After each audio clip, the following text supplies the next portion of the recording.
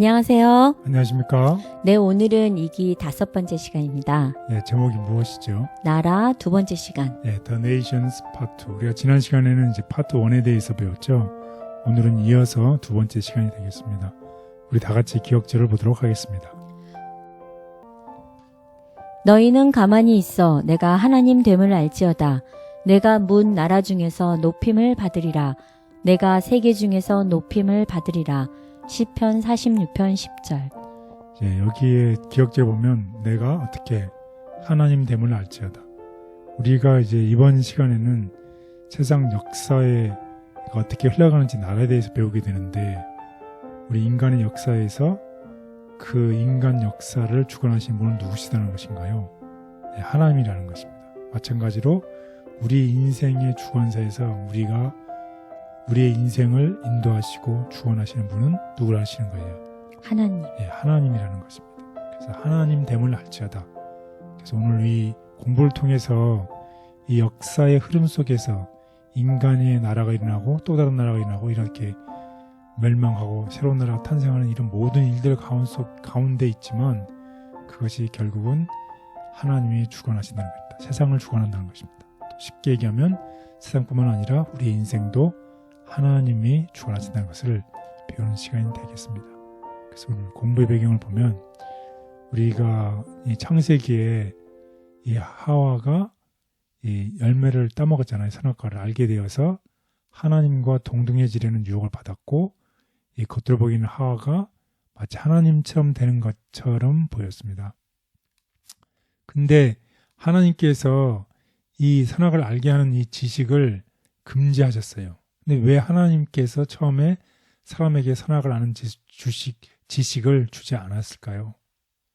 창세기 3장을 더 읽어보면 이 지식이 이 아담과 하와에게 아무런 좋은 것도 가져다 주지 않는다는 것을 알 수 있습니다. 아마 이 문제는 지식 그 자체가 아니라 그 지식을 얻는 방법에 있었던 것 같습니다. 하나님은 이 부부에게 학교에서 아이들을 가르치시지 slowly, gradually, 점진적으로 가르치기를 원하셨어요.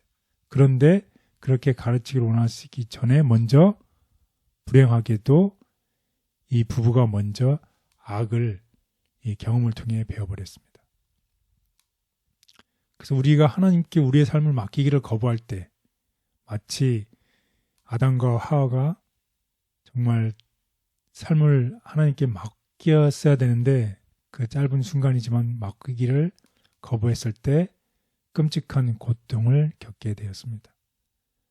그리고 아담과 하와의 그 실수 이후에 수천 년이 지나서 이스라엘 백성이 또 하나님께 그들의 삶을 맡기를 거부했어요. 뭘 요구했나요? 우리가 지난 시간에 배웠는데 왕을 요구했어요. 하나님께서 다스리는, 하나님의 왕으로서 다스리시는 그 일을, 하나님의 통치를 거부하고 이웃 나라들처럼 백성들이 왕을 요구했습니다. 이 실수는 이스라엘 백성들이 왕을 요구했을 때, 다시 말하면 하나님의 통치를 거부했을 때 다시 반복되는 거예요. 역사는 반복이 된다고 그러잖아요. 아주 창세기에 아담과 하와가 하나님께 삶을 맡기기를 거부했던 것처럼 이스라엘 백성을 선택했는데 이스라엘 백성도 어떻게 하나님의 통치를 거부했습니다. 왜냐하면 인간 왕을 요구했었죠. 결국 하나님은 이런 일이 일어났을 때 다른 민족들의 지배를 받게 허락하셨어요. 그래서 이스라엘 백성들이 다른 민족들의 지배를 받았잖아요. 그리고 이를 통해서 하나님을 섬기는 것과 다른 민족을 섬기는 것이 어떤 차이가 있는지를 깨닫게 하셨습니다. 그래서 우리가 인간 역사의 흐름을 곰곰이 생각해 보면 인간 역사는 뭐예요? 서로가 평화롭게 사는 것 대신에요, 강자가 어떻게 약한 자를 짓밟고 학대하고 속임수로 가득 찬 이 세상이잖아요. 그래서 이 세상의 권력이 지혜와 정의를 이기는 일이 너무나 자주 일어나고, 또 이 세상은 항상 불공평하고 불의합니다. 그래서 왜 이런 힘들이 일어날까요? 이것이 하나님께서 세상을 위해 계획하신 것인가? 이런 생각을 많이 하게 되죠. 이런 혼란 속에서 하나님은 정말 어디 계신가? 내가 이렇게 힘들고 어려운데, 나의 가정과 또 내 인생이 이렇게 힘든데 하나님께서는 정말 이런 일을 계획하신 것인가? 나의 인생은 이렇게 정해진 것인가? 이런 질문들을 많이 하게 되는데 성경은 이 질문에 대해서 두 가지 답을 줄 수 있다고 합니다. 첫 번째 답은 이 일은 언제 일어났던 것이에요. 먼저 창세기에 하나님의 첫 번째 명령을 어겼던 그 타락의 이야기 속에 그 힌트가 있습니다. 그리고 두 번째는 그 답은 이 예언 속에 있다는 것이에요. 우리는 이 두 가지 답 속에서 인간의 비극의 해결책이 실마리를 찾을 수 있다는 것을 기억하시게 되면 좋겠습니다. 그래서 우리가 왜 이런 비극이 일어나는지 그거에 대해서 오늘 공부하는 시간인데 이미 우리 다 힌트를 알고 있죠. 그래서 오늘 이 예언을 통해서 하나님께서 이미 이 예언을 해놓으셨어요. 그래서 우리가 오늘 공부할 내용은 첫 번째는 어떤 내용입니까? 첫 번째 명령. 두 번째는 다니엘 2장. 다니엘 2장에 보면 인간 역사가 나타나 있죠. 그 다음에 세 번째 날은 다니엘 7장. 다니엘 2장과 다니엘 7장은 인간 역사를 나타나고 있는데 다른 관점에서 얘기를 하고 있는 거죠.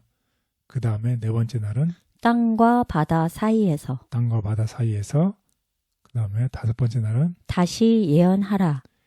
하나님 백성들이 앞으로 있을 또 일들에 대해서 다시 예언하리라는 이 성경의 말씀을 가지고서 오늘 공부하는 시간을 갖도록 하겠습니다. 그래서 우리가 이런 공부를 하고 나게 되면 다음과 같은 결론을 우리가 같이 동의할 수 있을 것입니다. 하나님의 경고는 옳았다.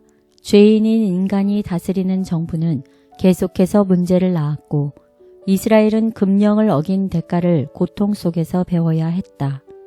그들은 이방처럼 살기로 선택했기에 이방의 압제 아래 살게 되었으며 이 현실은 예수님의 재림 때까지 지속될 것이다. 다니엘서 2장의 신상은 이 나라들의 가치가 점점 더 떨어지는 것을 묘사하고 있다. 그러나 마지막 때에 하나님은 사명을 가진 교회를 신대륙에서 세우시고 하나님 나라의 통치를 향해 역사가 움직이게 하신다. 죄는 불법이라. 죄악의 시작은 그 존재의 이유와 마찬가지로 설명할 수 없다. 그러나 죄의 시작과 죄의 최종적인 처분, 악을 처리하는 데 있어서 하나님의 자비와 공의가 완전히 나타나게 되는 것에 대하여서는 충분히 이해할 수 있다. 성경의 무엇보다 분명히 알려져 있는 것은 하나님께서 죄가 들어온 것에 대하여 전혀 책임이 없으시다는 것. 하나님의 정부에는 반역을 일으킬 조건이 될 만한 아무런 결함이 없고 하나님께서 당신의 은혜를 강제적으로 거두어버린 일이 없다는 것 등이다. 죄는 하나의 무단 침입자이다. 그것이 나타나게 된 데는 아무런 이유가 없다.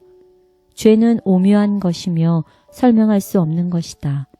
그것을 설명하는 것은 그것을 옹호하는 것이다. 만일 죄의 원인과 그 존재 이유를 밝힐 수 있으면 죄는 죄가 될 수 없다. 하나님의 말씀에 기록된 죄에 대한 유일의 정의는 죄는 불법이라 라는 말이다. 죄는 하나님 정부의 기초가 되는 위대한 사랑의 율법에 대항하여 싸우려는 정신의 표현이다.